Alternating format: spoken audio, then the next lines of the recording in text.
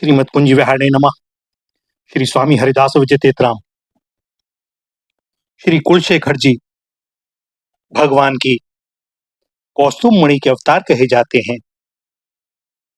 इनका प्रादुर्भाव कुंभ राशि पर सूर्य के स्थित होने पर शुक्ल पक्ष द्वादशी तिथि पुनर्वसु नक्षत्र दिन शुक्रवार को हुआ था। इनके पिता परम धर्मात्मा राजा दृढ़व्रत ने संतान की कामना से भगवान श्री नारायण की आराधना की थी और भगवान ने कुल की कीर्ति को उज्जवल करने वाले स्वांश भूत पुत्र को उत्पन्न होने का वरदान दिया। इसी कारण से इनका नाम कुलशेखर रखा गया। अल्पकाल और अल्प प्रयास में ही इन्हें सारी विद्याएं प्राप्त हो गईं।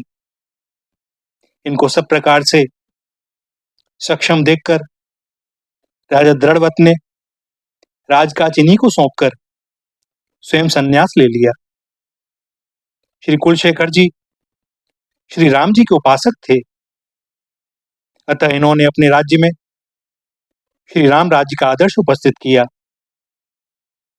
श्री राम राजा के समान ही इनके राज्यकाल में भी प्रजा परम सुखी थी। जैसे वर्णाश्रम निज निज धर्म निरत वेद पथ लोग चलई सदा पावई सुखई नहीं भय शोक न रोग। जैसे श्री राम जी की साधु ब्राह्मणों में बड़ी भक्ति थी, उसी प्रकार राजा कुलशेखर की भी साधु ब्राह्मणों में बड़ी भक्ति थी और ये उन्हें भगवान के समान मानकर सदा सर्वदा उन्हें अपना सर्वस्व अर्पण करने के लिए प्रस्तुत रहते थे। जो भी आता उसके लिए मानो खजाना ही खोल देते। संसार को ही सत्य मानने वाले मंत्रियों राजदरबारियों को यह बात बड़ी खलती। वह विचार करते कि ऐसा कौन सा उपाय करें जिससे राजा का संत वैष्णवों के प्रति मन उचट जावे। एक बार रत्न भंडार से एक बहुमूल्य हीरों का हार गायब हो गया। बहुत खोजबीन करने पर भी उसका जब पता न चला, तब सब दरबारियों ने मिलकर यह षड्यंत्र रचा कि हम सभी लोग मिलकर कहें कि हार इन्हीं साधु संतों वैरागियों ने चुराया है।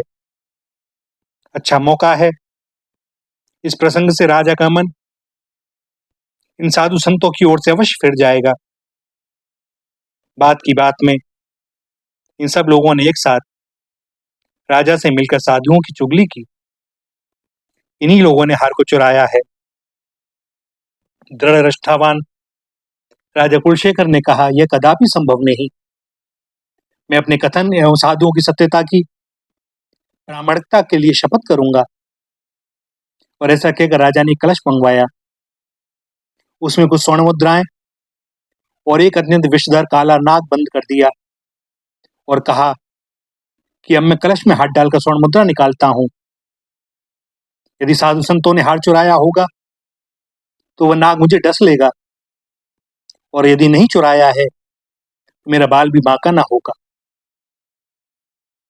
यह कहकर राजा ने सबके सामने अपना हाथ कलश में डाला और स्वर्ण मुद्रा बाहर निकाल ली।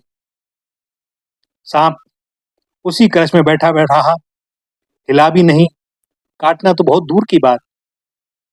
अब राजा ने चुगलखोरों से कहा, अब तुम लोग अपने वचन को प्रमाणित करने के लिए कलश में से मुद्रा निकालो। काटो तो खून नहीं।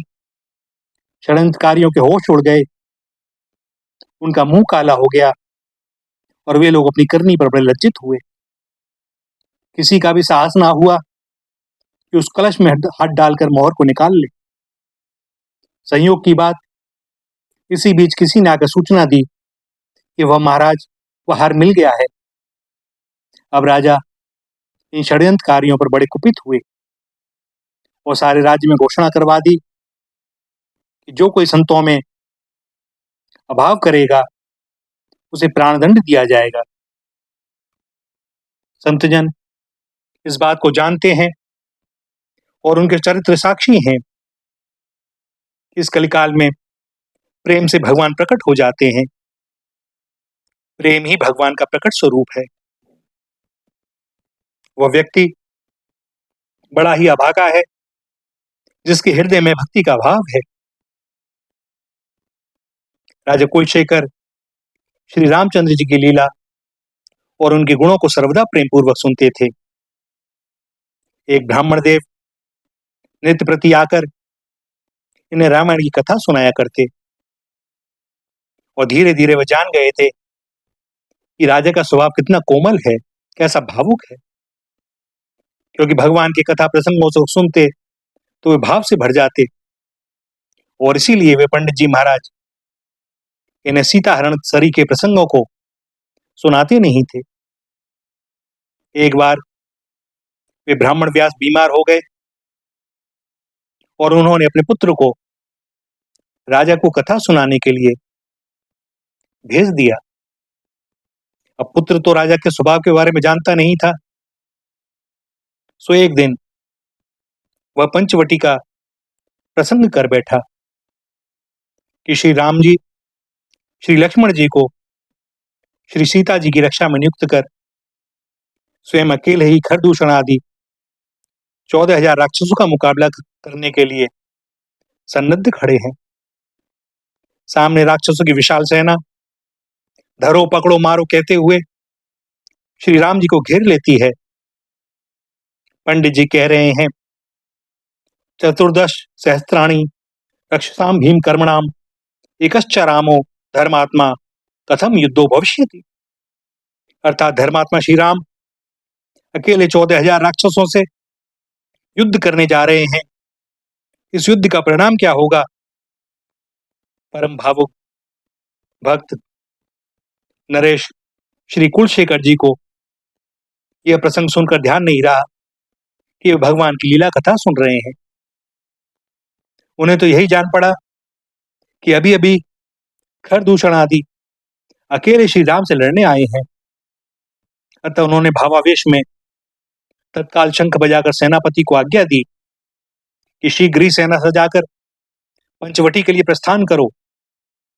हमें शीघ्र ही श्री राम जी की सहायता के लिए पहुंचना है। दुष्टों को मारकर श्री राम की विजय पताका फहरानी है। राजा ने सीता हरण सुनते ही मयान से तलवार निकाल ली। मारो मारो ऐसा पुकारते हुए घोड़े पर चढ़कर दौड़े। शरीर में ऐसा प्रेमावेश आ गया कि लंका पर आक्रमण करने के लिए घोड़े पर चढ़कर यह कहते हुए समुद्र में कूद पड़े कि उस दुष्ट रावण को मैं हाल बेहाल कर दूंगा और उसे मारकर श्री जनक नंदिनी के श्री चरणों का दर्शन करूंगा। श्री जनक नंदिनी के चरणों के दर्शन का भाव हृदय में आते ही उनकी आंखें भर गईं। अश्रुपात हो रहा है। राजा की ऐसी प्रेम विभोर अवस्था को देखकर श्री सीता जी और श्री रामचंद्र जी दोनों ने आकर दर्शन दिया और राजा से बोले, उसे तो मैंने मार डाला।